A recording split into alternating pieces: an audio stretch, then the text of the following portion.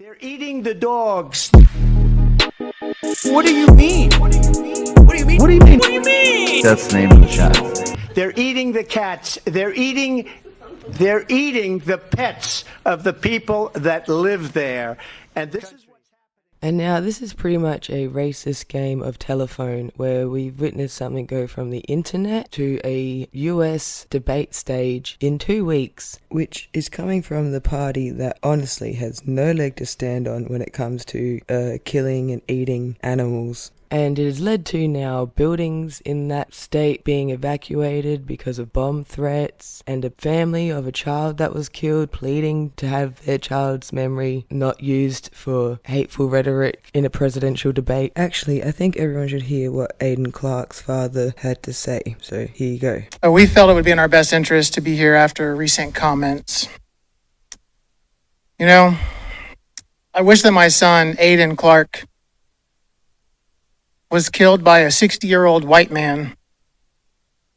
I bet you never thought anyone would ever say something so blunt. But if that guy killed my 11-year-old son, the incessant group of hate-spewing people would leave us alone. The last thing that we need is to have the worst day of our lives violently and constantly shoved in our faces. But even that's not good enough for them. They take it one step further. They make it seem as though our wonderful Aidan appreciates your hate, that we should follow their hate. And look what you've done to us.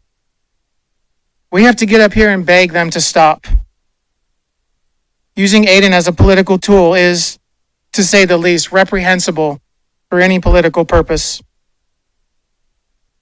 And speaking of morally bankrupt, politicians, Bernie Moreno, Chip Roy, J.D. Vance, and Donald Trump, they have spoken my son's name and used his death for political gain. This needs to stop now. They can vomit all the hate they want about illegal immigrants, the border crisis, and even untrue claims about fluffy pets being ravaged and eaten by community members. However, they are not allowed, nor have they ever been allowed to mention Aidan Clark from Springfield, Ohio. I will listen to them one more time to hear their apologies. To clear the air, my son, Aidan Clark, was not murdered. He was accidentally killed by an immigrant from Haiti. This tragedy is felt all over this community, the state, and even the nation. But don't spin this towards hate. In order to live like Aidan, you need to accept everyone, choose to shine, make the difference, lead the way, and be the inspiration. What many people in this community and state and nation are doing is the opposite of what you should be doing.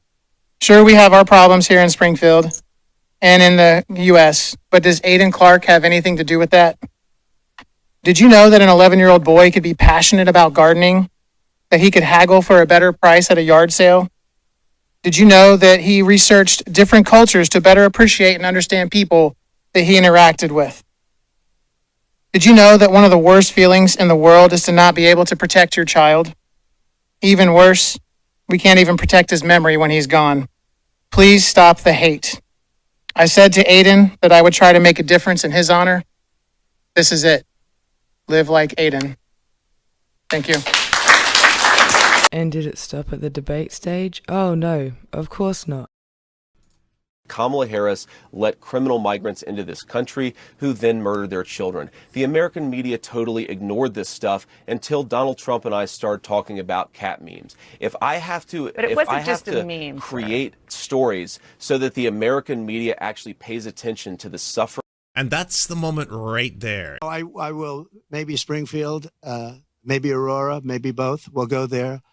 I can say this, we will do large deportations from Springfield, Ohio, large deportations. We're going to get these people out. We're bringing them back to Venezuela. You know, he told Biden he's not accepting anybody back. They moved all their criminals, not all of them, but the rest are moving in now. So we're going to go to Springfield. We're going to deport them to Venezuela. Number one, they're from Haiti. Number two, they are legal immigrants. which is why a lot of Americans can't afford food and housing. You just said we that ought you're to be creating talking a about story. public policy. Sir, you just said that you're creating the story. What's that, Dana? Just one of the most glorious, awkward silences ever. Announced the bomb threats in Springfield, Ohio. I don't know what happened with the bomb threats. I know that it's been taken over by illegal migrants, and that's a terrible thing that happened. Springfield was this beautiful town, and now they're going through hell. Asked if he denounces the bomb threats, which are done because of the shit Trump and Vance are saying. Don't get it twisted. That's why this is being done, right? He doesn't do it. Oh, and this is where it seemed to originate from. After a speaker at the Springfield City Commission meeting warned that, quote, crime and savagery will only increase with every Haitian you bring in. And that man turned out to be a leader of a neo-Nazi group calling itself Blood Pride. And now let's go back to the presidential debate, because there are more answers to questions I want to talk about. Presidential pick says abortion in the 9th month is absolutely fine. He also says execution after birth. It's execution, no longer abortion, because the baby is born, is okay.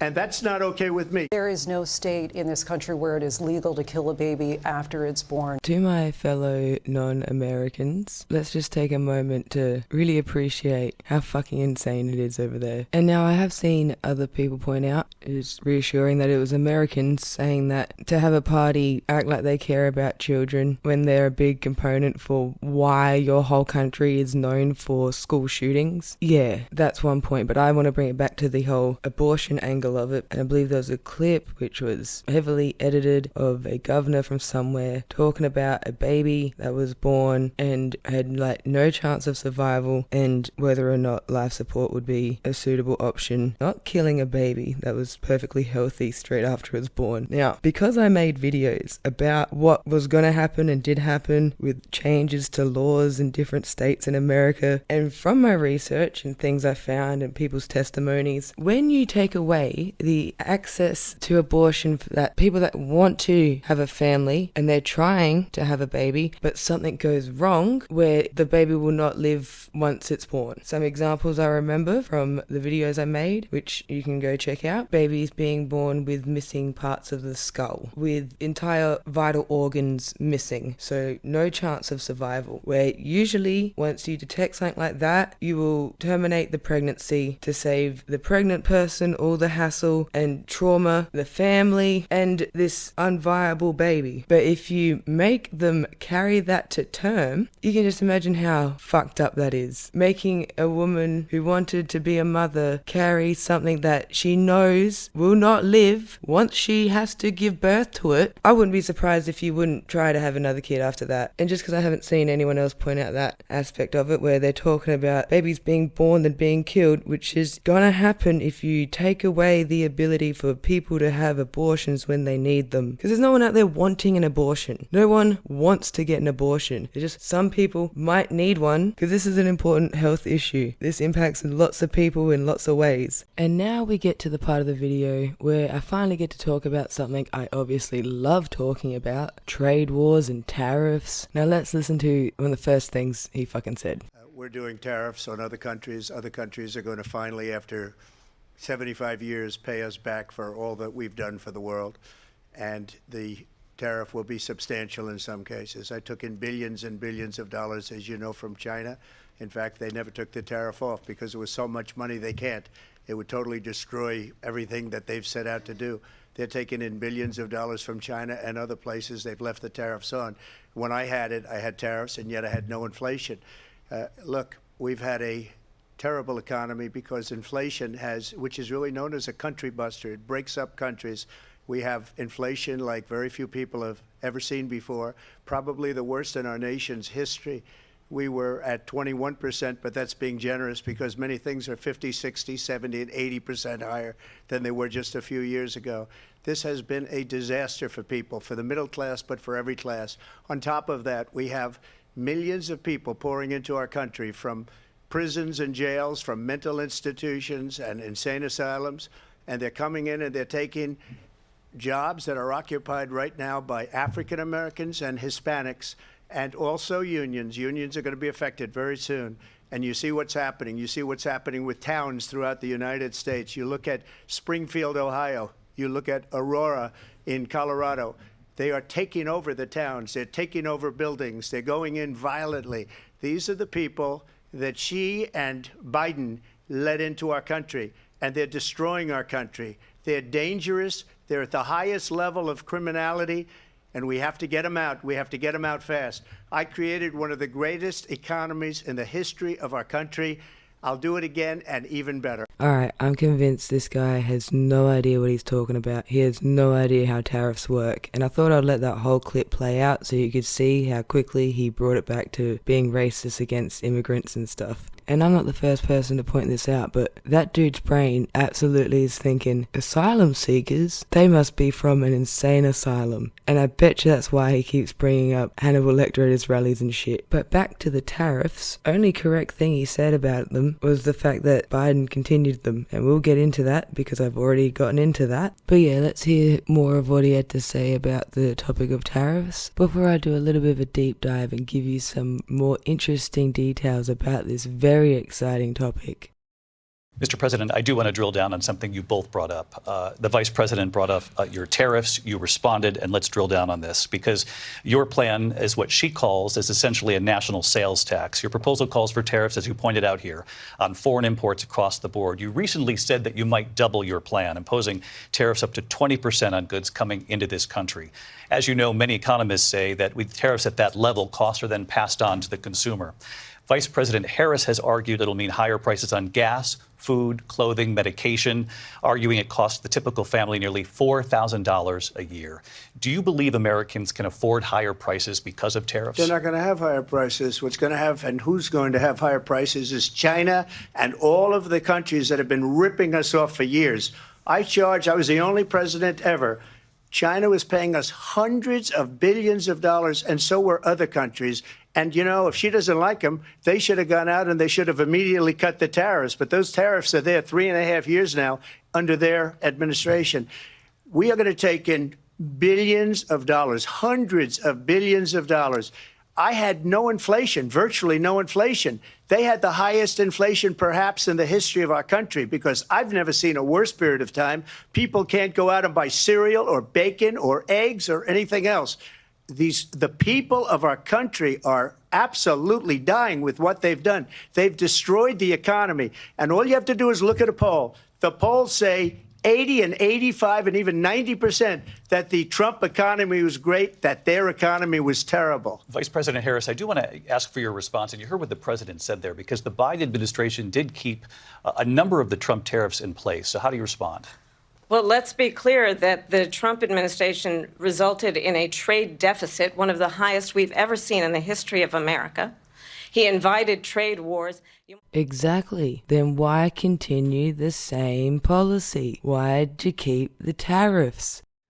Back in 2020, Biden says he will end Trump's tariffs on Chinese-made goods. Aide walks back statement. Biden says he won't immediately remove Trump's tariffs on China. And then 2022, why Biden is keeping Trump's China tariffs in place. Biden says White House could drop Trump China tariffs to lower consumer prices. Biden escalates economic war with China. 2023, Biden kept Trump's tariffs on Chinese imports. The high cost of the Trump-Biden tariffs.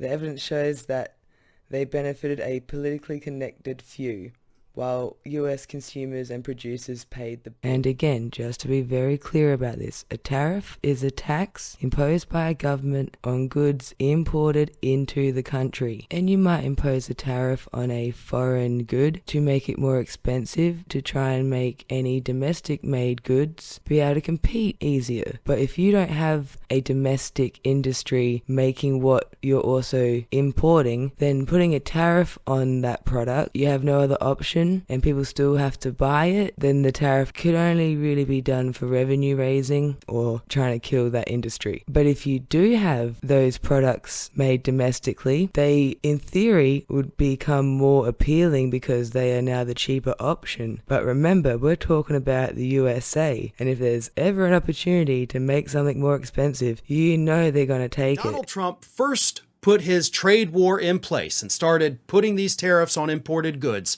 What happened to domestically priced goods? Domestically produced goods, excuse me. They went up by the same percentage. And do you know why?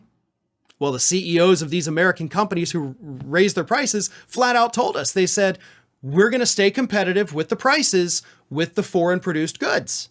So if the price of this washer and dryer, which was made in a different country, if that went up by $200, our washer and dryer made in America, we went ahead and raised the price $200 too. And now, when you look further into this, it's not simply just a matter of American companies upping their prices to keep competitive. In many cases, it was also the fact that they had to import parts from China. One example I remember clearly was American-made speakers that had many components required to make them made in China. So they'll just get the parts imported, make the speakers in America, and since all the parts were more expensive, therefore the speakers became more expensive, and then just other crazy things like fish being caught off the coast of the USA but then being packaged in China, therefore needing to then be imported back and have a tariff slapped on it even though the fish originally came from the USA. And like I've said, for the USA to start a trade war with China, probably one of the dumbest things to do.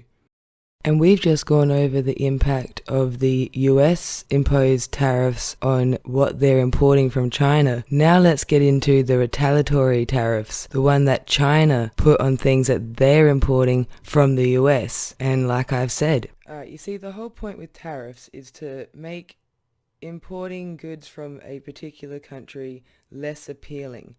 China is good at this, where they use it properly and know what they're doing, where they'll do it to something like soybeans, and then they'll no longer be getting them from America, and that decimates those farmers and completely ruins them and then causes to them needing subsidies. And now there's a reason why China targeted soybeans, and so there's a reason why we keep talking about this one particular crop. And to give you a good idea of why it's so significant, I found some information from the testimony of the president of the American Soybean Association, Josh Grackle, when he testified before the US House of Representatives Committee on Agriculture's hearing on the 20th of March 2024. What I learnt from this hearing was there are 500,000 farmers in primary soybean producing states. They have been the US #1 agricultural export, and now it says that the soy industry brings $4 billion of wages directly and $80 billion of economic impact. And that's before you include all the other industries that have secondary benefits from this, which would be like the rail, ports, barges, farming equipment. When you include all of that, then it's brought up to around $124 billion of economic activity. In marketing year 2022-2023, the export value of US soybeans totaled approximately $32.6 billion. China accounted for over $18.8 billion of this total. For perspective, the next largest destination by value totaled approximately $3.3 billion. And I'll read this whole paragraph for you that's titled The 2018 Trade War. In 2018, President Trump levied tariffs on imports from China under Section 301 of the Trade Act of 1974, starting a tit-for-tat trade war between the two global economies. As a response, China applied retaliatory duties against the US soybeans that reached up to 27.5%. These duties, combined with uncertainty in the trade relationship, severely constrained US soy exports to China, which had exceeded a record amount of 36.1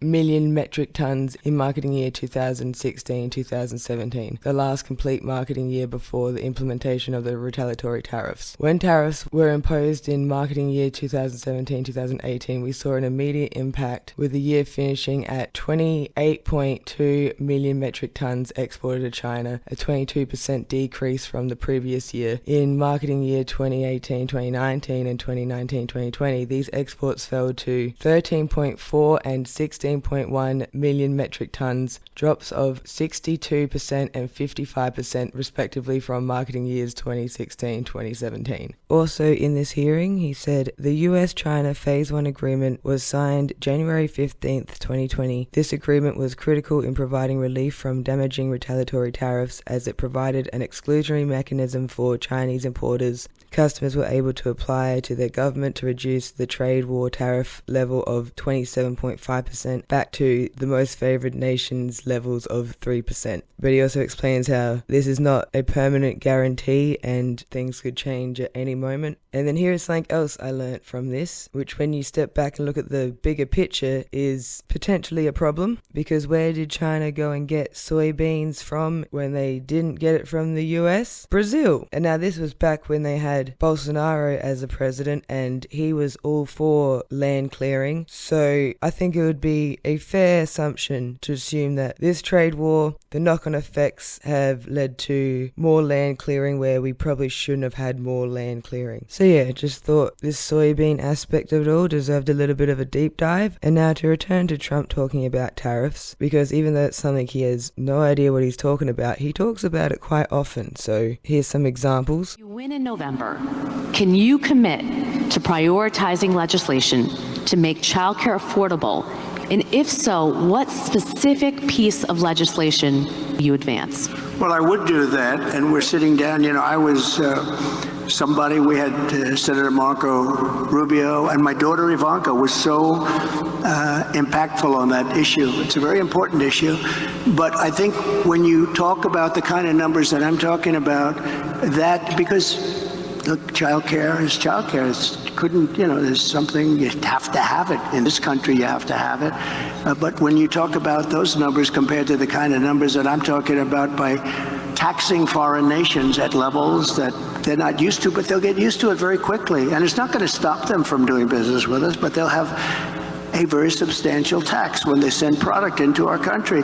Those numbers are so much bigger than any numbers that we're talking about, including childcare, that it's going to take care. We're going to have, I look forward to having no deficits within a fairly short period of time, coupled with the reductions that I told you about on waste and fraud and all of the other things that are going on in our country, because I have to stay with childcare. I want to stay with childcare, but those numbers are small relative to the kind of economic numbers that I'm talking about, including growth, but growth also headed up by what the plan is that I just told you about. We're going to be taking in trillions of dollars, and as much as child care is talked about as being expensive, it's relatively speaking not very expensive. Like the whole point of tariffs is not to raise money for the government. Yes. The point of tariffs is to encourage domestic production or sales of those goods that are coming in. And if you are actually raising that money on tariffs, that just means, like you say, Americans are having to pay more for it. And for whatever reason, it's not working, that there is domestic products being made. Countries paying those tariffs. Won't they pass those along? If they passed a tax on golf memberships, you would probably at your resorts pass that along to your members, right? You wouldn't have just absorbed it. It sort of depends on the market, not necessarily. You look like you might be a golfer, actually, but not really necessarily. Not a good one, sir. Not a good one. There aren't too many good ones around, I'll tell you. But no, not really. I think that you're going to find, and I think when we do it, and different countries also will be tariffed differently. You know, there are some that make tremendous margins on us. We have countries, I won't go into it now, but we have countries that are charging us 200% and 250 and 300%, and we charge them nothing. And it's insane, and you just can't do it. And it's really not sustainable. It's not sustainable. There are certain countries that I'd rather not mention them now because I'll be mentioning them if and when we win. But they're going to have to pay up. And it's not going to have inflationary. If anything, it's going to go the opposite. We're going to be paying off debt, because we have too much debt. As a country, we have too much debt. There was zero economic literacy in that answer. Zero.